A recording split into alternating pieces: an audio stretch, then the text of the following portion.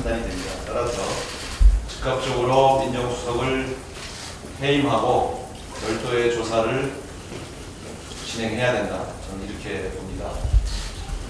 한 점 의혹 없이 즉각 수사에 착수해서 이 문제의 진상을 밝혀주십시오. 권력의 독선과 관련된 심대한 문제라는 점을 다시 한번 강조하면서 이 문제를 박근혜 대통령이 어떻게 다루는가에 따라서 국민들이 대통령의 의지를 판단할 것이다. 부정부패 척결 의지를 판단할 것이다. 이렇게 판단됩니다. 어제도 말씀드렸습니다만은 검찰 개혁을 미룰 수가 없습니다. 지금 진경준 검사장 문제, 홍만표 검사 문제, 또 민정수석 문제 일까지 대한민국을 검사 출신들이 정말로 실망시키고 있습니다. 이 문제에 대해서 검찰 개혁을 미룰 수 없다. 그동안 우리 당이 오랫동안 주장해왔던 공직자 비리 수사처를 반드시 설치해서 견제 장치를 만들어야만 이런 일탈과 이런 부정부패를 막을 수 있다. 이렇게 생각합니다. 아직도 현장에서 열심히 일하고 있는 대다수의 검사들의 명예를 위해서라도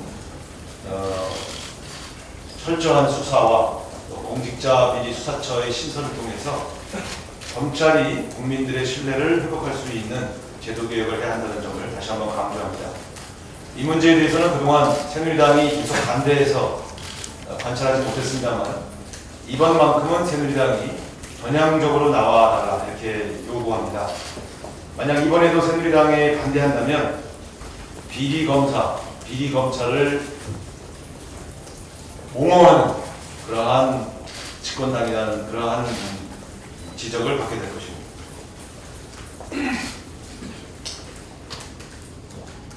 오늘 또 일간지에 보면 최경환, 윤상현 두 의원이 공천에 개입했다고 하는 녹취록이 공개됐습니다.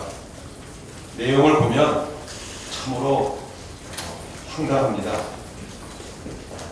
결국 지난번 새누리당 공천은 친박들에 의한 협박과 회유 공천이었다는 것이 드러났습니다. 공식적인 라인을 무시하고 별도의 실세들이 직접적으로 후보자를 압박해서 이 공천 신청을 처리하도록 하거나 지역을 옮기도록 만드는 이러한 공천이 어떻게 가능했는지 국민들은 의아해하고 있습니다. 이런 내용은 어제 새누리당이 발표한 백서에도 포함되어 있지 않았습니다. 새누리당은 다시 백서를 재발간해야 할 그러한 위기에 처해 있습니다. 이 내용을 보면 대통령의 뜻을 계속해서 인용하고 있습니다. 대통령이 공천에 직접 개입했다고 하는 명확한 증거입니다. 대통령이 국정에 전념하기는커녕 공천에 개입해서 이 지역 저 지역 후보자들을 협박하고 회의하도록 만들었다면 이것은 심각한 정치 개입이며 우리 국민들의 지탄을 면치 못할 그러한 사안이라고 봅니다. 이 문제에 대해서도 대통령이 직접 설명하셔야 할 사안이고 최경환, 윤상현 두 의원의 문제에 대해서는 새누리당이 진상을 조사해서 국민에게 밝혀야 할 사안이라는 점을 다시 한번 강조하고 있습니다. 네, 이어서 변재일 정책의장님의 모두 발언이 있겠습니다. 예, 요즘 정부가 발표하고 하는 일을 보면은 의혹만 증폭되고 해명이 안 되는 경우가 너무나 많다는 생각하고 있습니다. 홍기태 아시아인프라 투자은행 부총재 문제도 그렇습니다. 갑작스럽게 휴직을 했다고 했는데 또 휴직한 것이 개인의 일신 사유로 휴직을 했고 정부하고는 상의한 바 없다. 이렇게 경제부총리 답변하고 있는데 그것이 사실인지에 대해서 경제부총리하고 상의도 안 하고 휴직이 가능한가? 여기에 대한 의구심도 해명하지 못하는 상태에서 10월 15일자 조선일보에서는 홍기택 아시아인프라 투자은행 부총재가 아시아인프라 투자은행 측에 사퇴하라는 압박을 받고 사퇴하기는 여러 가지 정황이 어려우니까 휴직의 형태로 사퇴한 것이 아니냐 이런 의혹을 제기하고 있습니다. 이 문제에 대해서 정부에서 명확한 입장을 국민한테 밝혀줘야 할 것입니다. 정부가 말한 대로 휴직이라면 복직이 가능한 것이지 또 다른 사람을 대체한다면 누구를 하고자 하는 것인지, 진짜 AIIP 측의 그 사실상의 강요에 의한 사임이라면 후임을 우리가 할 수 있을 것인지 아닌지에 대해서 정부가 확실한 입장을 가르쳐 주시기 바랍니다.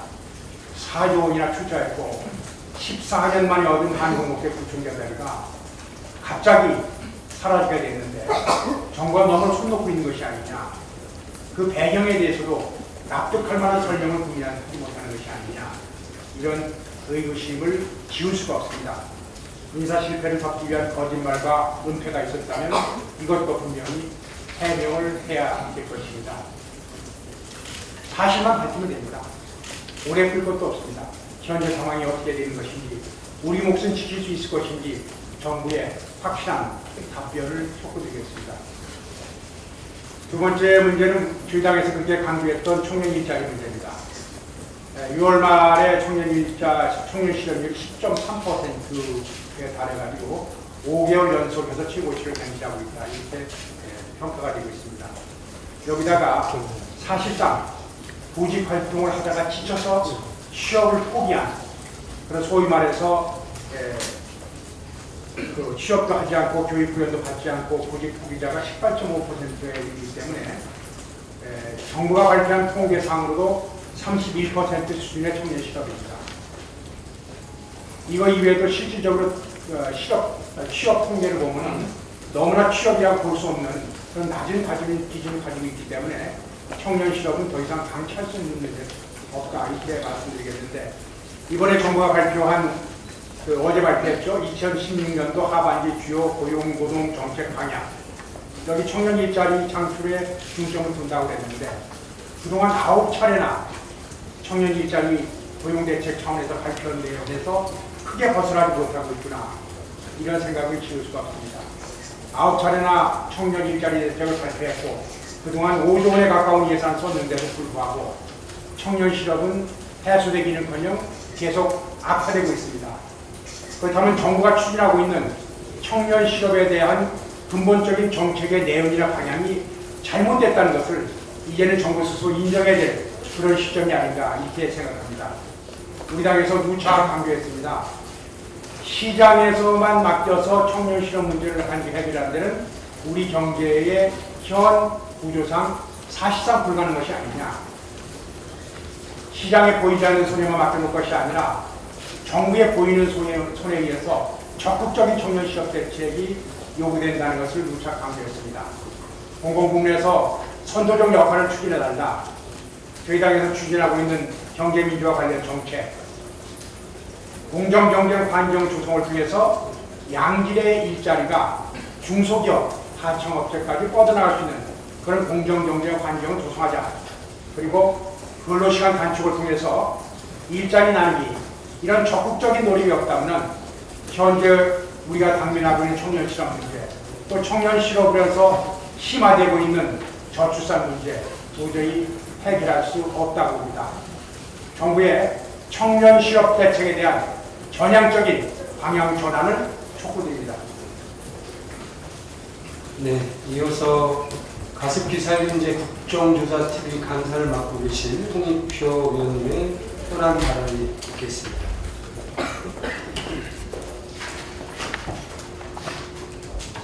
네, 안녕하십니까. 20대 국회 첫 번째 국정조사인 가습기 살균제 피해 관련 국정조사 특위의 간사를 맡은 홍익표입니다. 잘 아시는 바와 같이 가습기 살균제 피해는 2000년 초부터 지난 15년 이상 지속돼서 우리 사회의 피해를 크게 확산시켰습니다. 지금까지 그 피해 접수가 확인된 것만 해도 사망자가 700명이 넘고 접수된 피해자만 무려 3,700여 명에 달하고 있습니다. 사실상 저의 생각엔 사회적 재난에 가까운 피해라고 할 수 있겠습니다. 이 문제를 밝히는 데 있어서 우리는 어떠한 이유도 성격 없이, 그 다음에 피해자와 유가족들이 원하는 수준에 걸맞게 진상규명이 이루어진다고 생각을 하고 있고요. 이러한 그 진실규명에 따라서 우리는 적절한 수준의 피해 배상 및 보상이 반드시 이루어진다고 생각을 하고 있습니다. 어제 2차 가습기 피해 국정조사 2차 회의가 열렸습니다. 지금까지 간사간 여야 간사간 협의를 통해서 합의된 사항들이 어제 회의에서 통과가 됐는데 크게 지금 몇 가지만 좀 말씀드리면 전체적인 일정에 대해서 합의가 이루어졌습니다. 그래서 7월 25일부터 주요 국가기관, 환경부, 법무부 등을 포함한 국가기관에 대한 현장 검증, 또 옥시, SK케미컬 등을 포함한 관련 기업들에 대한 현장 검증을 7월 25일부터 3일간 시행할 예정입니다. 그리고 이를 바탕으로 8월 16일부터 3일간 기관 보고를 받을 예정으로 되어 있고요. 현재 확정되진 않았지만 8월 29일부터 한 3일 정도, 3, 4일 정도 청문회가 지금 거의 간사간 합의가 되어 있습니다. 여야 간사간에 지금 합의되어 있는 내용 중 하나는 그 피해 조사를 위한 그 예비조사 전문가 총 18명, 여야 각 9명씩에서 총 18명이 지금 합의가 되어 있고, 세부적인 자세한 명단은 아마 늦어도 내일 중으로는 공개할 예정입니다. 몇 가지 쟁점들이 있습니다. 아까 제가 말씀드린 첫째는 저희들이 지속적으로 현장 조사 대상 기관에 성역 없이 모든 기관이 대상이 되어야 된다고 하면서 늦었지만 법무부가 포함된 것은 다행이라고 생각합니다. 그러나 이번 가습기 피해 관련해서 늑장 수사, 그다음에 부실 축소 수사에 사실상 책임이 있고 조사 대상이라고 할 수 있는 검찰이 누락된 것에 대해서는 대단히 유감스럽게 생각을 하고 있습니다. 그리고 아까도 말씀드렸지만 지금 현재 피해자 규모가 계속 늘어나고 있고, 잠재적 피해자까지 감안하면 일부 조사에 따르면 한 200만 명까지 예측하는 조사가 있습니다. 국민 상당수가 가습기 살균제를 사용했고 모두 피해에 노출되어 있다는 걸 감안하면 가습기 피해자에 대한 국민 신고 접수센터를 국회에 설치하고자 했는데 이게 여야 간 합의가 이루어지지 않았습니다. 특히 여당 측의 반대에서 이루어지지 못했는데 이미 국회의장께서도 관련된 협조를 하겠다고 특위위원장과 약속이 되어 있기 때문에 이 문제에 대해서는 여당 측에 성의 있는 협조적 태도를 다시 한번 촉구드리는 바입니다. 아울러서 국민적 공분이 있는 영국 옥시 본사에 대한 현지 조사 문제가 있는데, 현재 이 문제에 대해서는 위원장이 우리 외교부와 그다음에 국회국 등을 국제국 등을 통해서 영국 정부 의회와의 협조를 지금 계속 접촉 중에 있습니다. 그래서 현재 저희들 예상은 8월 중순 전후에서 영국 현지에 조사를 할 예정인데, 반드시 옥시 본사의 책임 있는 관계자를 우리 국회 청문회에 세우려고 저희들은 최선의 노력을 다하고자 합니다. 다시 한번 가습기 살균제에 따른 피해는 확대한 사회적 재난이라는 측면, 돈으로 사고 팔아서 안 되는 것을 시장 만능주의 사회가 저지른 어떤 의미에선 기업의 탐욕과 국가의 무능, 무책임이 빚어낸 참사라고 생각을 합니다. 이 문제에 대해서 완벽하게 우리가 늦었지만 이제라도 국민의 눈높이, 피해자들과 유가족들이 원하는 수준의 진상규명과 피해 보상을 위해서 최선을 다하도록 하겠습니다. 이상입니다.